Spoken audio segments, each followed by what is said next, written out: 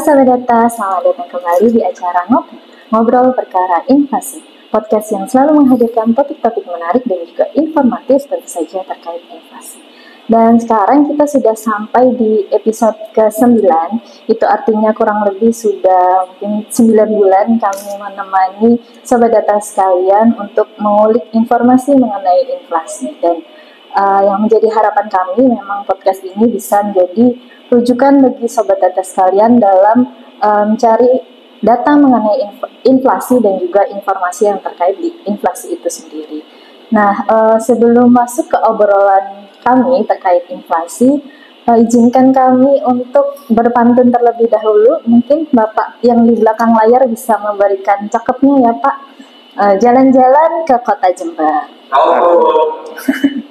Jangan lupa beli tape prolo. Artinya Telah datang seorang narasumber. Selamat datang Bapak Ferdi Irmawan Prayitno. Terima kasih tepuk tangannya.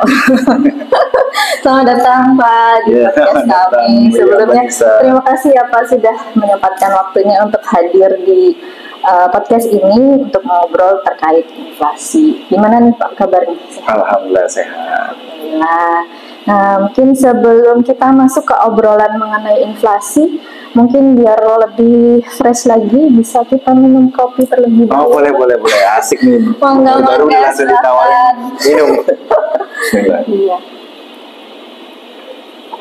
Kebetulan CEO-nya yang kemarin sedang sibuk Pak, jadi tidak bisa in-frame di episode kali ini. Ya kemarin ada ya, CEO kopi ya. Iya, kali ini sedang sibuk beliau. Oke, langsung masuk ke topik inflasi nih Pak. Gimana Pak? Inflasi di Kota Depok. Setelah kemarin Mei deflasi ya Pak? Ya betul, deflasi. Juni ini gimana Pak keadaannya? Sobat Data, kalau inflasi bulan Juni di Kota Depok ini sekarang mengalami inflasi. Kalau kemarin Mei itu deflasi sebesar 0,35, sekarang inflasi 0,24. Itu yang mantumannya, yang bulan ke bulannya di bulan Juni. Tapi kalau kita lihat year to date-nya, artinya dari Januari sampai Juni 2025, itu kita di angka 1,29 inflasi. Iya. Kalau year on year-nya kita di 1,99. Ya, itu antar tahunnya berarti ya, dari Juli 2024 sampai Juni 2025, seperti itu. Nah, kalau kita bandingkan dengan Jawa Barat, ya, sebenarnya kita untuk mantumannya lebih kecil. Jawa Barat 0,27, kita 0,24. Tapi kalau melihat dari year to date-nya, year to date itu penjumlahan ya, dari Januari sampai Juni, kita agak sedikit lebih tinggi, betul ya. Nah, Jawa Barat 1,25, kita 1,29. Nah, di year on year juga kita lebih tinggi sedikit, seperti itu ya. Jawa Barat 1,78, kita 1,99. Nah, kita juga lebih tinggi juga dari nasional nih kalau dilihat nih, ya. Lebih tinggi, untuk mantumannya juga lebih tinggi, tapi sedikit turun ya, atau sedikit lebih dari nasional. Nasional itu 1,38 dan year on year-nya 1,87. Seperti itu sih Mbak. Nah, kalau kita melihat yang paling tinggi itu ada di Kota Cirebon untuk mantumannya. Untuk di lumayan tinggi. Jawa Barat ya? Iya, di Jawa Barat 10 kabupaten kota itu ada di angka 0,46 untuk Cirebon, Kota Cirebon. Nah, kalau yang paling sedikit inflasinya yang rendah, ya kan, itu Kota Tasik 0,12. Ya, itu kalau mantumannya. Kalau year to date-nya itu yang masih tinggi adalah Kota Sukabumi, ya, sampai 1,97. Ya, jadi baru satu semester sudah 1,97. Sedangkan yang masih paling rendah ya di Jawa Barat itu Kabupaten Bandung 0,89. Dan year on year-nya juga sama sebenarnya. Ya, yang paling rendah Kabupaten Bandung 1,38 dan yang paling tinggi adalah Kota Sukabumi ya di 3,26, seperti itu. Gitu. Seperti itu. Iya. Jadi deflasi inflasi. Inflasi, betul. Ya, setelah kemarin deflasi, sekarang inflasi. Apa memang selalu begitu ya Pak? Kalau pinjam istilahnya Bu Kartini, habis deflasi terbitlah inflasi. Gitu. Habis gelap terbitlah terang gitu ya. Apa Kalau selalu ini gitu, memang. Pak? Oh, sebenarnya sih nggak gitu juga ya. Betul. Sebenarnya sih tidak seperti itu juga, tapi ada kalanya ada yang seperti itu juga ya. Sebenarnya dipengaruhkan inflasi itu dari momen hari besar keagamaan nih ya. Kalau kita kan mayoritas muslim ya, apalagi kota Depok juga muslim banyaknya, itu pasti berpengaruh ya. Terus juga musim hujan, musim panas juga itu berpengaruh. Seperti itu. Kayak misalkan aneka cabai, bawang itu kan berpengaruh sekali dengan hujan ya. Lalu dengan kebijakan pemerintah yang kemarin di awal-awal itu kan ya, tarif listrik itu juga sangat-sangat berpengaruh ya, seperti itu ya. Namun biasanya memang sering terjadi karena kita mayoritas muslim itu biasanya paling tinggi itu di menjelang hari raya Idul Fitri. Nah, habis hari raya Idul Fitri tinggi sekali ya. Kemarinnya kan di bulan Maret ya, kan itu kita lebarannya atau Idul Fitrinya awal sekali ya, di bulan April. Berarti kan pendataan di bulan Maret itu menghasilkan inflasi sekitar 1,71. Apalagi ya, ditambah listrik, stimulusnya normal lagi kan gitu kan ya. Udah biasanya memang naik, tambah lagi kembalinya normal ya, tarif listrik itu naik. Nah, seperti itu. Nah, memang berangsur-angsur agak turun ya, tapi karena memang stimulus yang untuk pasca bayar tarif listrik itu naik kembali lagi.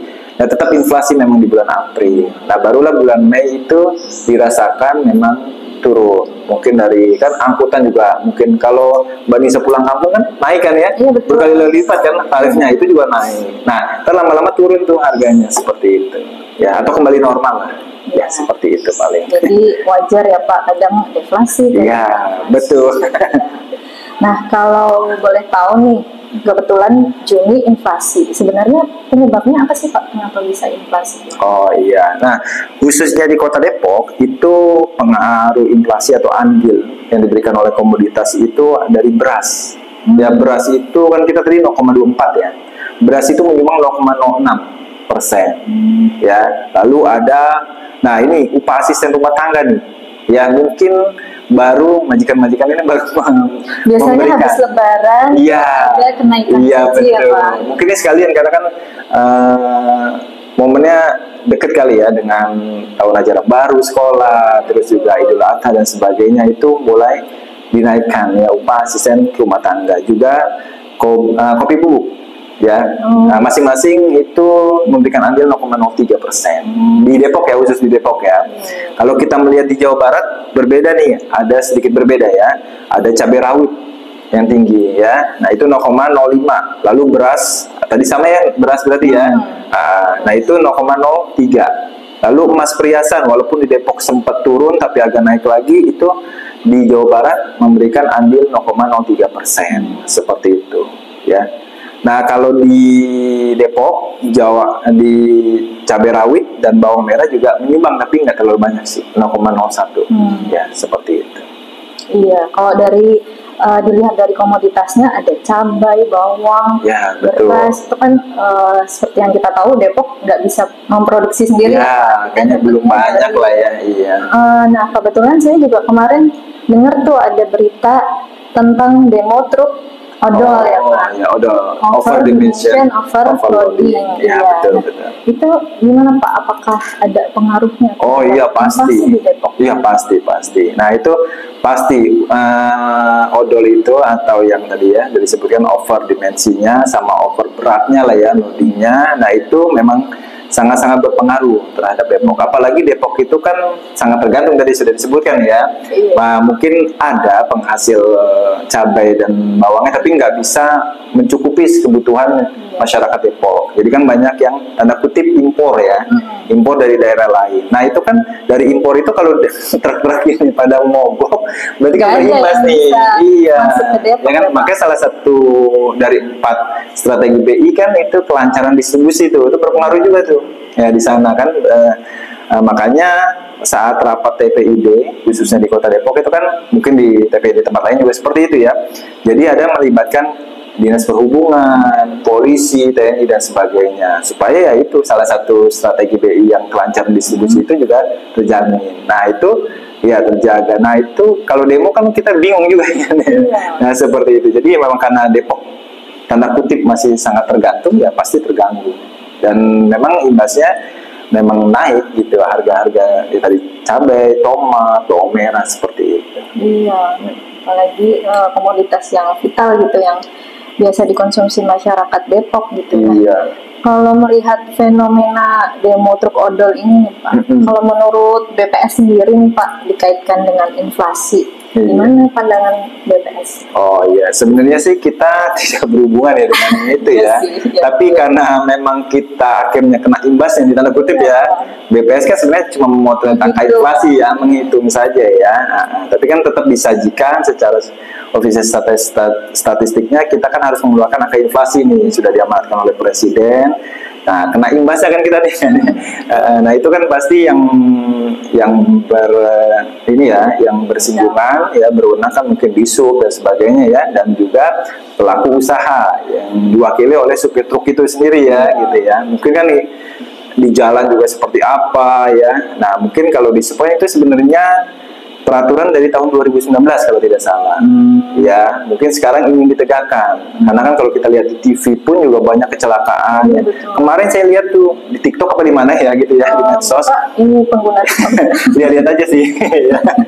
Kadang karena saya punya anak ya gitu, anak kecil, melihat itu saya juga ikut-ikutan jadinya ya. Jadi ada tuh truk lele gitu, terbalik bannya pecah gitu loh. Karena muatnya yang betul. Nah, sebenarnya yaitu harus berkoordinasi dan sebagainya ya. Mungkin terutama kayak tarif listrik gitu kan, tarif PDAM atau parkir sekalipun harusnya bisa ya. Sebenarnya sih memang peraturan udah lama ya. Maksudnya tetap berkoordinasi seperti apa nih. Mungkin ke BPS ya, karena kan efek dominonya panjang nih ya. Memang istilahnya Disub juga tidak bisa disalahkan, juga mungkin pelaku usaha atau supir truknya itu kan dia pasti kalau lebih banyak, kalau sampai dengan selamat dia untung kan. Tapi kalau tidak selamat yang akhirnya jadi rugi banyak kan.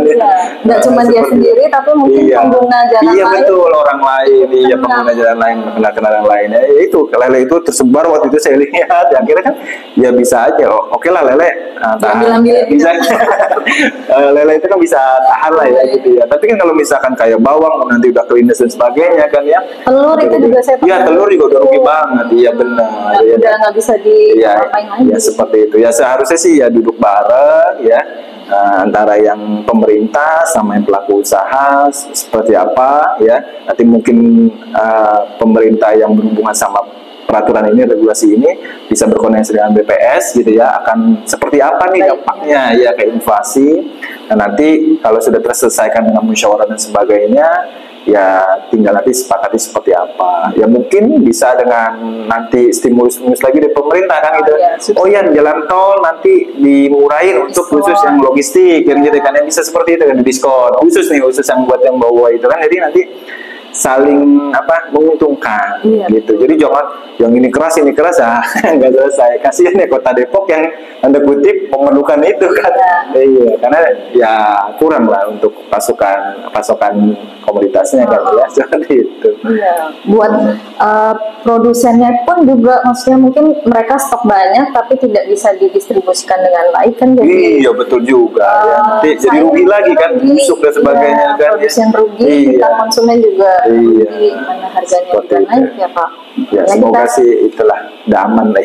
Amin. Ya, kita doakan semoga masalah ini cepat selesai ya Pak. Ya, dapat solusi yang baik untuk semua pihak gitu.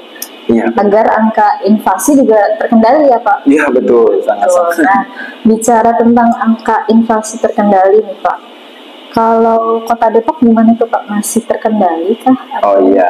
Nah kalau kita bilang terkendali atau tidak terkendali ya, kita mengacu kepada target BI saja ya, Bank Indonesia. Ya memang sudah sering dibahas mungkin di podcast sebelumnya, yaitu mungkin saya ingatkan lagi ya, BI kan menetapkan angka inflasi selama setahun ya, itu 2,5% plus minus 1%, artinya 1,5 sampai 3,5. Ini yang mungkin sudah ahli ekonom udah menghitung sedemikian rupa ya, artinya tidak berpihak ke pelaku usaha saja dan juga tidak berpihak pada masyarakat saja nih, jadi tengah-tengah itu tuh kan pasti seperti itu. Nah ya udah tinggal dibagi saja, kebetulan ini pas banget nih setengah bulan, Iya. setengah tahun. Setengah tahun. Ya kan, setengah tahun ya, Satu satu semester. Ya kan, tinggal aja. Berarti kan 6 dibagi 12 kali 1,5 lah yang paling kecilnya ya kan ya tadi ya. Berarti 0,75. Nah, kalau yang paling tingginya 3,5 berarti setengahnya 1,75. Berarti 0,75 sampai 1,75. Nah, kita kan di tengah-tengahnya nih, 1,29. Nah, kalau saya rasa itu masih terkendali sih ya. Jadi itu mengendalikan inflasi itu bukan yang paling kecil-kecil atau yang paling rendah sekali, bukan. Tapi masuk range itulah yang disebut terkendali. Seperti itu sih. Jadi masih aman lah untuk kota Depok sih ya, Itu hitungannya. year to date-nya ya. Iya, untuk year to date-nya, betul. Dari Iya. bulan Januari sampai Sampai Juni 2025. Juni. Iya, betul. Nah, kalau melihat dari posisi angka inflasi nih Pak, year to date, tadi kan bicara year to date dari Januari sampai Juni. Iya. Nah, Depok ini kan kalau saya tidak salah lihat nih di tabelnya, itu kan posisinya ranking 5 gitu Pak, kalau bisa dibilang.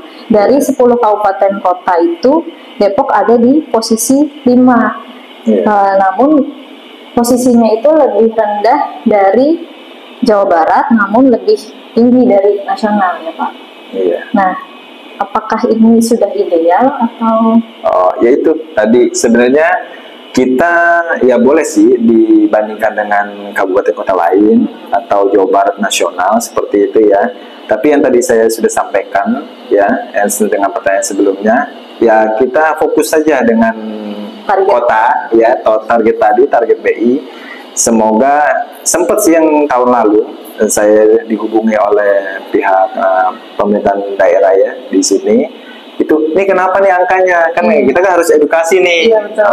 Dulu kita 2 tertinggi atau paling tinggi deh. Tapi kita satu-satunya yang masuk ke target BI. Kita udah 1,5 kalau nggak salah di bulan Oktober 2024 gitu ya. Nah, tapi itu paling tinggi. Nah, saya sampaikan di edukasi sebenarnya kita senang nih masuk, yang lain malah kurang. Iya. Nah, kalau kurang itu kan berarti nanti pelaku usaha nih kasihan gitu kan, tanda kutip kasihan kan ya. Oke lah, masyarakat diuntungkan kan gitu ya.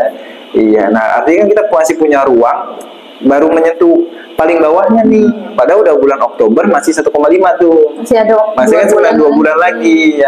Nah, tapi kan akhirnya kita finish di 1,87 kalau nggak salah ya. Nah, seperti itu. Jadi ya tidak melihat dibandingkan dengan ini kita lebih tinggi dibandingkan Jawa Barat, tapi lebih rendah dari nasional. Ya kita fokus aja sih sebenarnya dengan target BI itu memang sudah pas kita. Ya kita kan kalau ideal banget 1,25 sekarang ya, tapi kita lebih dikit nih 1,29 seperti itu sih. Iya, karena memang kalau inflasi terus juga tidak baik. Iya betul. Inflasi terus. Iya, deflasi juga. Waktu itu kan sempat ya tahun 2024 juga kita secara nasional 5 bulan ya kalau nggak salah tuh deflasi terus kan. Iya. Nah udah tuh ahli ekonom, ini daya beli bla bla bla bla bla gitu. Nah seperti itu. Apalagi pas zaman COVID itu juga. Iya, betul. Pertumbuhan ekonomi itu COVID tanda kutip nggak diapa-apain juga udah masih rendah. Iya. 2020 sama 2021 itu memang rendah. Ya, tapi alhamdulillah Depok itu masih di dalam range 1,5 sampai 3,5. Nah, baru 2022 tuh kita 6,06 kalau nggak salah. Bangkit. Ya.